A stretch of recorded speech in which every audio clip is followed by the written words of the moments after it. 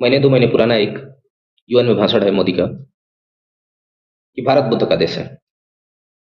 कौन सा बुद्ध का देश है? वो जो अपने पिता और पत्नी को छोड़ के चले गए।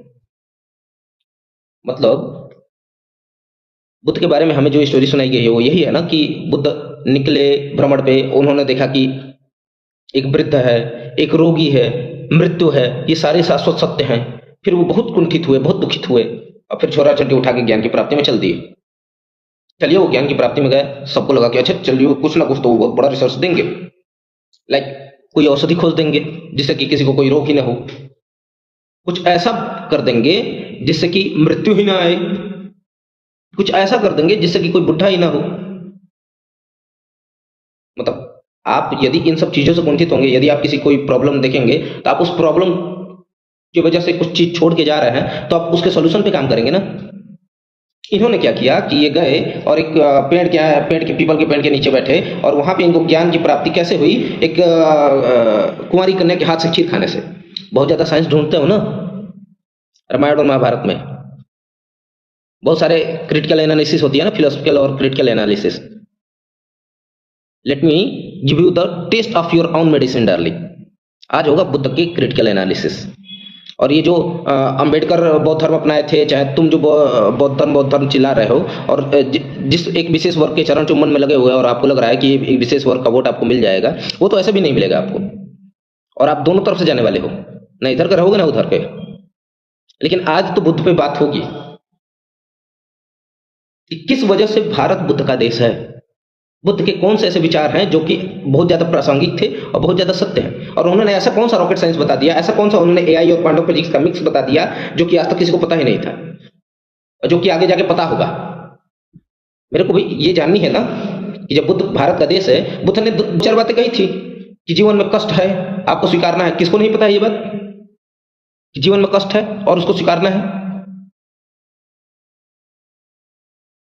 किसको? मतलब इसमें कौन सा बहुत बड़ा रॉकेट साइंस बता दिया आपने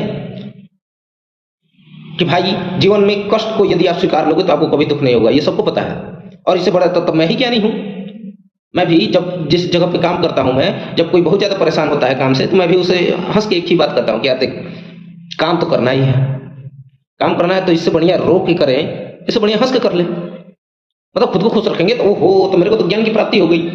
और एक चीज मैं बताऊं, बुद्ध के दो विशेष ज्ञान हैं, जिसमें एक पहला ज्ञान ये है कि वो यही कहते थे कि जीवन कष्ट से भरा हुआ है, सुख दुख का संगम है, आप इसको स्वीकारो। ठीक है, सब वो करता है। दूसरी बात, बुद्ध अहिंसा का थे। दूसरा वाला भी प्रासंगिक नहीं है। आप राम और कृष्ण की क्रिटिकल एनालिसिस करते हो। राम का बिना ने माना जला तिजड़ गए 3 दिन बीत, कहे राम को पोष भय भी न होता न प्रीत। ये है प्रैक्टिकल। नहीं होगा तो चारों तरफ अनुभव कीजिएगा।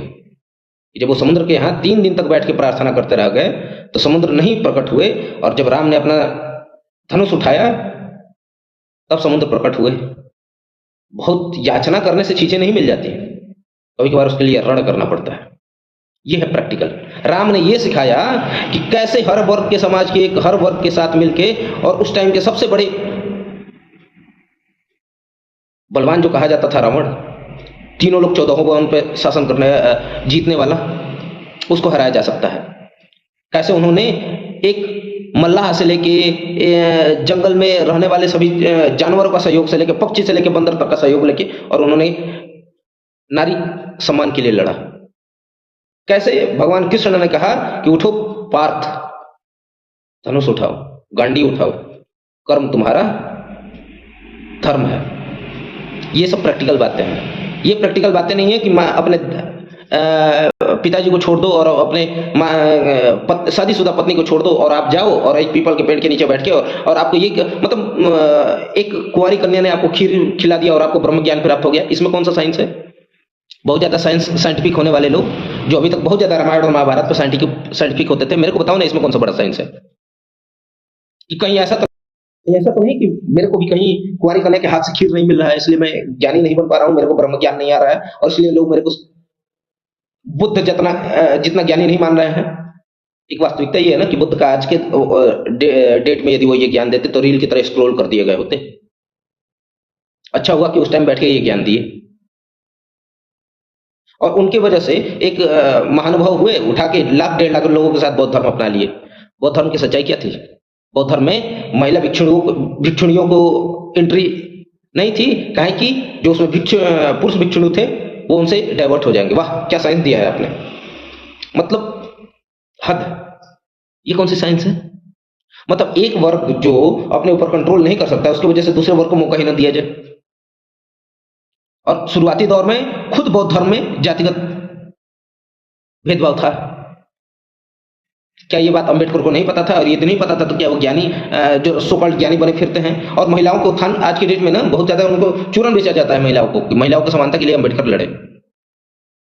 कौन सी समानता के लिए लड़े? जो देश भर के सारे संविधान को पढ़ के BN राव ने संविधान की सूची बनाई, जिसको ड्राफ्टिंग कमेटी के में रहते हुए इन्होंने बस एक खाका तैयार करा है। और वो सब वर्ल्ड के हर जगह जो महिलाओं को अधिकार मिले हुए थे वो संविधान में आया। इसमें अंबेडकर का क्या योगदान है? और आज एक नया अंबेडकर बने फिर रहे हैं जिन्होंने ब्रह्मांड के ऑर्बिट को क्रॉस कर लिया है और वो अभी नीलांड में प्रवेश कर गए हैं। कहें कि इनको लगता है कि नीलांड में जाने की वजह से इनको एक विशेष वर्ग का वोट मिलता जाएगा। इन्होंने भी पीपल के पेड़ के पीछे नहीं, गुफा में बैठ के, इनका एक आया था ना वीडियो, गुफा में बैठ के और ध्यान लगाए थे। हो सकता है कि इनको भी किसी कुंवारी कन्या के हाथ के खीर खाने को मिल गया होगा, जिससे इनको ज्ञान प्राप्त हो गया होगा कि नहीं नहीं, अब तो ब्रह्मांड में रह के काम नहीं चलने वाला। अमित शाह को प्रधानमंत्री बनाना है, कहा कि योगी बहुत ज्यादा कंपटीशन दे रहे हैं, तो हमें ब्रह्मांड से बाहर जाके नीलांड में जाके और ज्ञान की बातें करनी पड़ेंगी। UN जैसी सभा में जाके और बुद्ध का देश कहेंगे। बुद्ध ने कहा था कि अहिंसा आज की डेट में भी प्रासंगिक नहीं है। यदि हम केवल अहिंसा हिंसा करते रह गए तो पाकिस्तान, बांग्लादेश, यदि आज हमारे पास न्यूक्लियर पावर नहीं होता, बिना जरा थिजड़ गए 3 दिन भी, बोले रत राम को पूछ बस भयबिन होत न प्रीत। आज यदि हमारे पास न्यूक्लियर बम ना हो तो कौन जवाब देगा पाकिस्तान को? और क्या गारंटी है कि क्या हम इस चीज को, जो से लिबर्टी हम एंजॉय कर रहे हैं, एंजॉय कर पाते? हाँ, कौन सा बहुत बड़ा रिसर्च दे दिया गौतम बुद्ध ने, जिसकी वजह से कि ये भारत गौतम बुद्ध का हो गया, भारत बुद्ध का देश हो गया।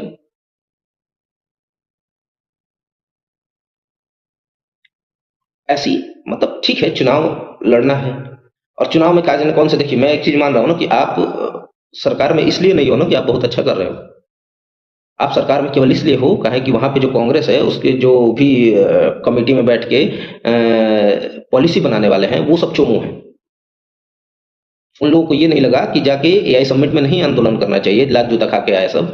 कहें कि मुझे तो लग रहा है कि कहीं तुम ही सब पैसा देके तो नहीं बैठा दिए हो कांग्रेस की टीम में पॉलिसी बनाने के लिए, कि तुम सब इतना नरक मचाए रहो कि हम सरकार में बने रहें। और इधर आप भी नरक मचाए जा रहे हैं। आपने कुछ ऐसा विशेष नहीं कर दिया और आपको लग रहा है कि आप एक विशेष वर्ग का वोट पा जाएंगे और उसके लिए आप ब्रह्मांड से लॉन्च होकर सीधे उस ऑर्बिट को क्रॉस करके और नीलांड में चले जाएंगे और भारत को बुद्ध का देश बता देंगे और ये बहुत अच्छे तरीके से स्वीकार्य हो जाएगा। नहीं, आज की डेट में बुद्ध कहीं भी प्रासंगिक नहीं है। और यदि ये बुद्ध प्रासंगिक नहीं होते आज की डेट में, यदि वो ज्ञान देते तो रील की तरह स्क्रोल कर दिए गए होते। आज भी भारत भगवान राम और भगवान कृष्ण का ही है, जिनकी हर एक भारत के में महाभारत की हर एक गीता की बातें जो है वो प्रासंगिक हैं, जिसका व्यक्तिगत जीवन में हर एक आदमी के जीवन में उसका रोल है। राम के कर्तव्यों का रोल है, राम के एक एक जीवन के कर्मों का रोल है। बुद्ध हजारों हैं, लाखों हैं इस भारत में। इस छोटी सी बात को जो कि प्रासंगिक भी नहीं है कहने वाले बहुत हैं। मुझे तो लगता है कि मैं ही बहुत बड़ा ज्ञाता हूं, बस मेरे को एक ही चीज की कमी रह गई है कि काज ने कुंवारी करने के हाथ खीर मिस हो गया। नहीं तो क्या पता आज मोदी जी कह रहे थे कि यह देश अभिषेक का देश है। जय श्री राम, हर हर महादेव।